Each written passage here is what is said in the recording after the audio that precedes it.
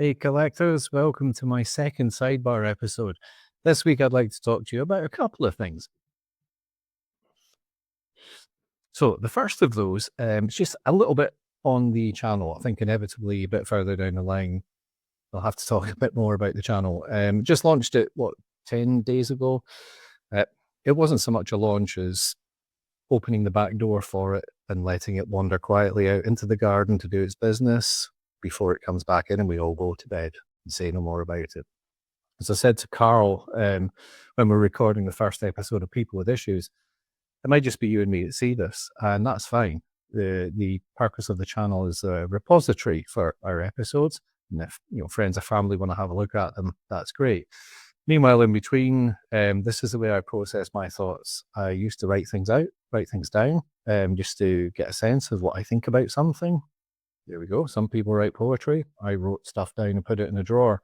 Instead of doing that, I'm putting it on a video. So it's nice to share those thoughts. And what I've been blown away with is the response and interaction. I really appreciate people that have taken the time to subscribe to the channel, like videos, leave comments,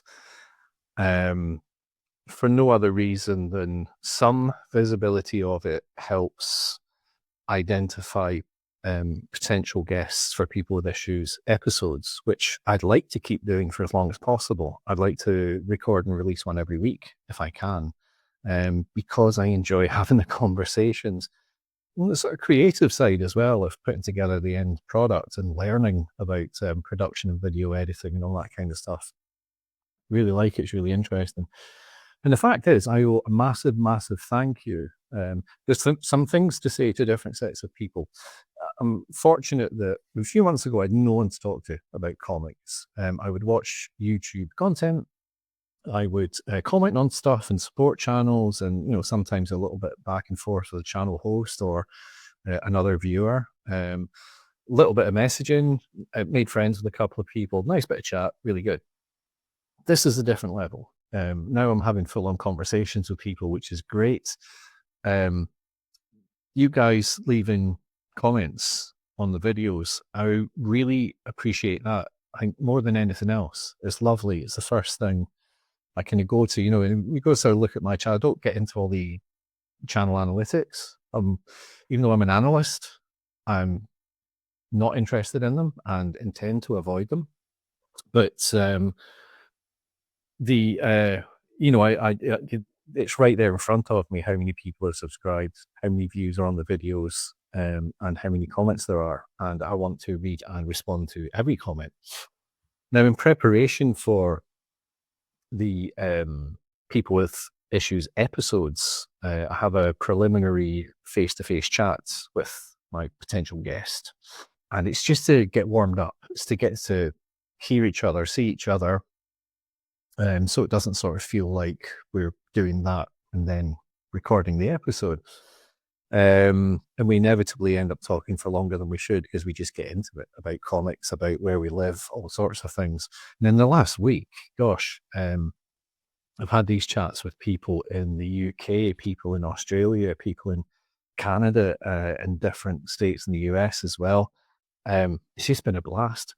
But it did make me think, guys that sort of leave comments on the videos have something to say. It's not just the ones that say like, oh, I really like this or what you're doing. That is really nice. It's good to know. But it made me think as well, if you sort of don't fancy doing an episode of People with Issues, but you do want to kind of have a little face-to-face chat, just say hi, kind of get to know each other, talk about comics, stuff like that, just give me a shout. For as long as possible, I will do that because I love doing it. It's just so much fun. It's great. So please do that. I owe a huge thank you to a lot of people who manage YouTube channels of all sizes that have, given me a shout out on their channels, invited me onto their channels while they're doing stuff. And recommended the channel to their viewers. So we had quite a lot of people come from various sources. I've got some big thank yous to say, and I'm going to do that at the appropriate time. But just thank you. There's a second set of people, third set of people, is that, who have been in touch to say, dude, saw your channel, your content's awesome, big letters, awesome. But it's not reaching the right TIT level or COK level or something I really don't understand. And very generously, they've told me that for a small fee, they can do something that will make it the biggest channel on the planet. And so very kind of them to go out of their way and take the time to contact me and offer to do that for a small fee. So to those people, if you want to get in touch, I've created a special email address for you, and it's mrmcgroovy at uninterested.get.fucked. Cool, that's sorted. There's not going to be any massive cross-promotional activity on the channel, or I don't have any plans for sponsorship or any of that stuff. So let's just let that be known. Good. Now, moving on. Books. Unboxing. I've never done an unboxing. So there's no box and there's no un. I'm just going to show you the books. A few things this week that made me really happy. Something for every budget. In fact, most of them are for any budget. So the first one is a book I picked up for about £2 off eBay. I hadn't heard of it before. Thought the cover looked great.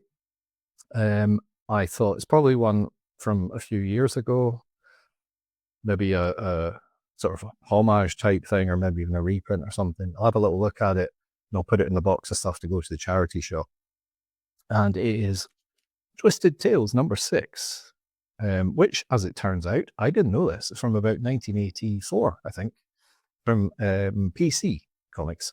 Hell of a cover, isn't it? Quite something. And I'm very pleased to say, it's not in the best of condition, but it's fine, it's good enough. I'm pleased to say that the anthology of stories inside are great. Proper sort of old-fashioned supernatural type thrillers, twist in the tail types of things.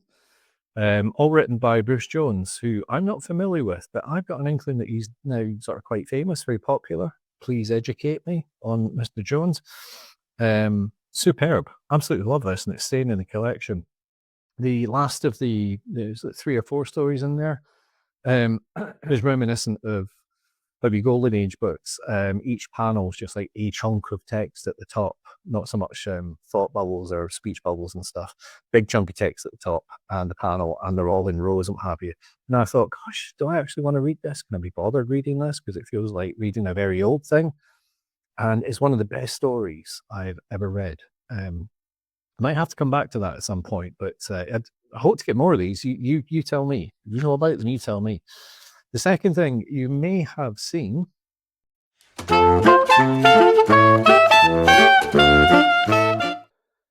in episode 2 of People with Issues, I was speaking with Raf about quirky sub collections or themes or threads that people follow. I really love that. I'm very interested in it, and I look forward to exploring that a bit more.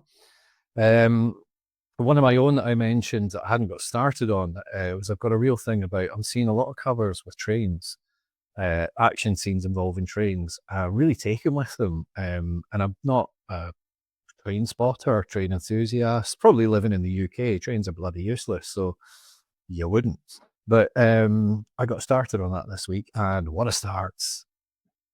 How about this? Creatures on the Loose, number 34. That is from 1975, written by Mr. Kraft, drawn by Mr. Perez. And my good friend Adam at Up and Adam Comics reminded me, George Perez's first cover.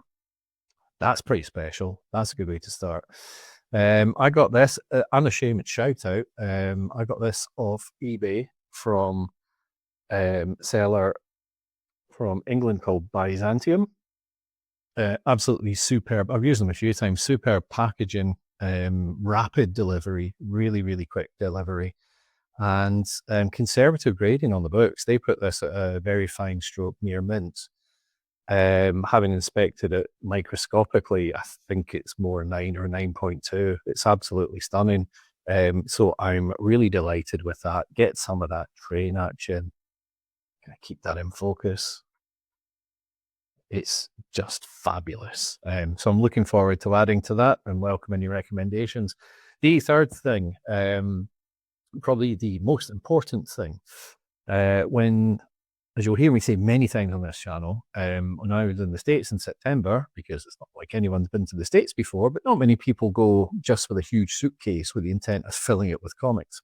I did. One of the benefits was, for a change, I could tune into some of the American YouTubers live streaming things. Normally I'd be in my jammies in bed when those things are going on. But obviously I was there in the right time zone. And I tuned into one, Brandon from Mon Comics, who's become a good pal, awesome guy. Was doing a superb job hosting a promotion of Comics Curing Cancer, or C3. If you're watching from the UK, you might not be so familiar with that, but so it's worth mentioning it.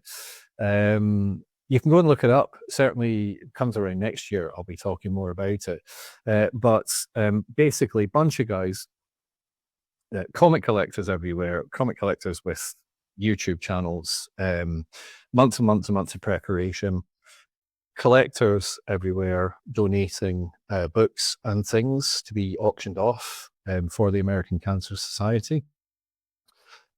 These guys with these channels setting up a schedule so that there was like auction or different fundraising events going on over an entire weekend. And, you know, there was availability to make donations before and after as well. But they had a target of $55,000 and they raised something like 64,000. Absolutely amazing. I just wanted to take part in the event. So I was able to make a donation during Brandon's show that night and do something that I can't kind of say anything about yet, but we'll be able to a little bit further down the line because something that's been done isn't quite finished. However, come the time a few weeks ago, I'm back home. So there was a lot of the activity I didn't see because I was asleep. But the Australian channel Aussieverse had an auction event. I won something on that. To be honest, it was some Venom and Carnage books, which look, I'm sure they're amazing, but not really interested in them. I said, look, guys, don't spend the money on the shipping. Just give them to someone or resell them or something like that. So I was happy to take part, got loads of entertainment and watch the shows, make a donation. Absolutely happy to do that. They tell me they are sending me a t-shirt anyway, which is nice. I look forward to that. Excuse me.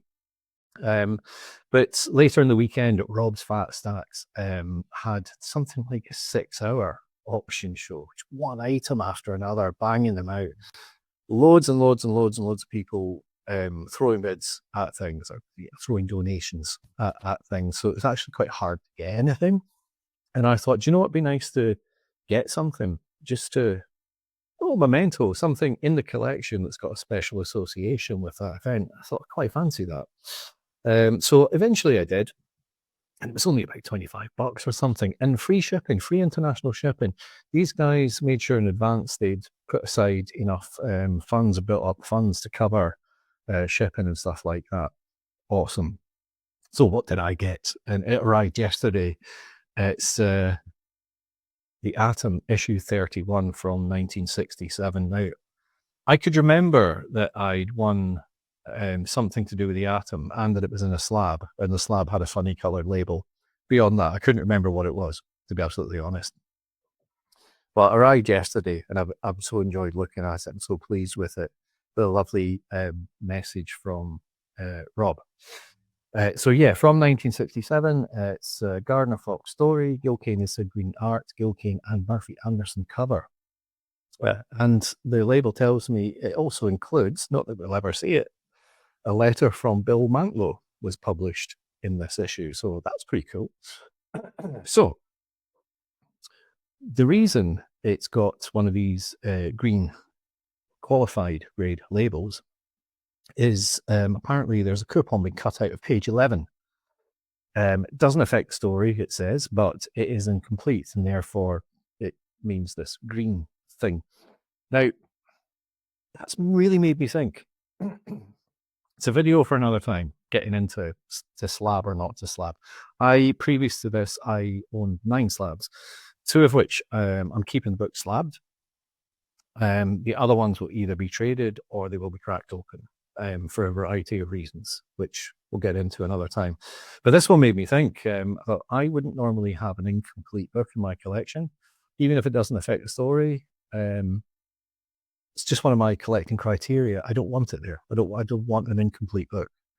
It varies in degrees. So a little bit of a page missing or a corner or, a chunk or a little hole or something like that might be okay, depending on where it is. But no, a coupon clipped out, no, I don't want that. But if I keep this on the slab, what's the difference? You can't see it. I'm not going to interact with it.